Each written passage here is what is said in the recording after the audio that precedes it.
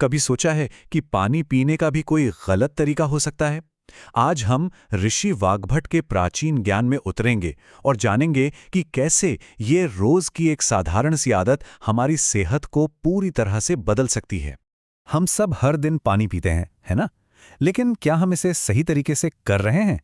आइए देखते हैं कि प्राचीन भारतीय ऋषि वाग्भट इस बेहद मामूली सी लगने वाली क्रिया के बारे में कितनी हैरान कर देने वाली जानकारी देते हैं। तो बात सिर्फ पानी पीने की नहीं है। हम एक प्राचीन ग्रंथ के उन सिद्धांतों को समझने जा रहे हैं जो बताते हैं कि हम पानी कैसे पीते हैं और इसी में बेहतर स्वास्थ्य का राज छिपा हो सकता है। हमारा पहला सिद्धांत एक ऐसी शक्तिशाली चीज पर आधारित है जिसे हम अक्सर अनदेखा कर देते हैं, और ये हमारे अपने मुंह के अंदर ही है।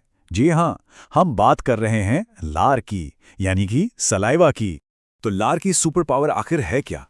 देखिए, ये मूल रूप से प्रकृति का अपना एंटासिड है। ये एक क्षारीय होती है जिसका काम है हमारे पेट में बनने वाले एसिड को संतुलित करना और चीजों को न्यूट्रल रखना।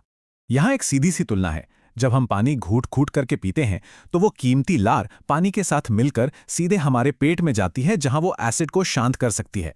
इसके ठीक उलट गट-गट करके पानी पीना इस जरूरी कदम को ही छोड़ देता है। और अगर इसका कोई सबूत चाहिए तो बस प्रकृति को देख लीजिए। पक्षियों, कुत्तों और शेरों को देखिए। ये सभी पानी को घूट घूट कर या चाट कर पीते हैं।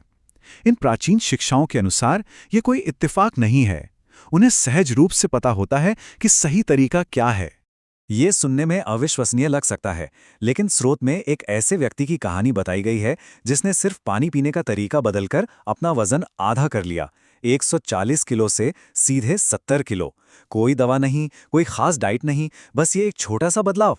तो हमने कैसे पीना है इस पर तो बात कर ली, लेकिन पानी का तापमान, क्या वो भी उतना ही महत्वपूर्ण हो सकता है? चलिए अब ठंडे पानी के खतरों के बारे में वाग्भट की दूसरी चेतावनी को समझते हैं।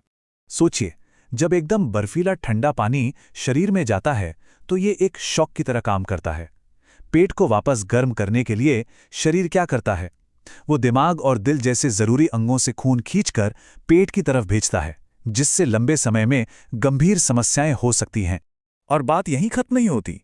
इन शिक्षाओं में यह भी दावा किया गया है कि ठंडा पानी आपकी बड़ी आंत को सिकोड़ सकता है, जिससे कब्ज जैसी पुरानी समस्याएं हो सकती हैं।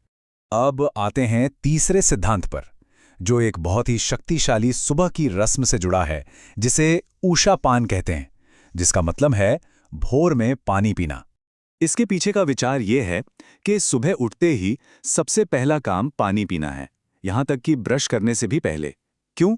ताकि रात भर आपके मुंह में जमा हुई सारी शक्तिशाली लार आपके शरीर के अंदर जा सके। और हम यहाँ 1-2 घूंट की बात नहीं कर रहे हैं। वयस्कों के लिए लगभग 1 से सवा लीटर गुनगुना पानी पीने की सलाह दी जाती है।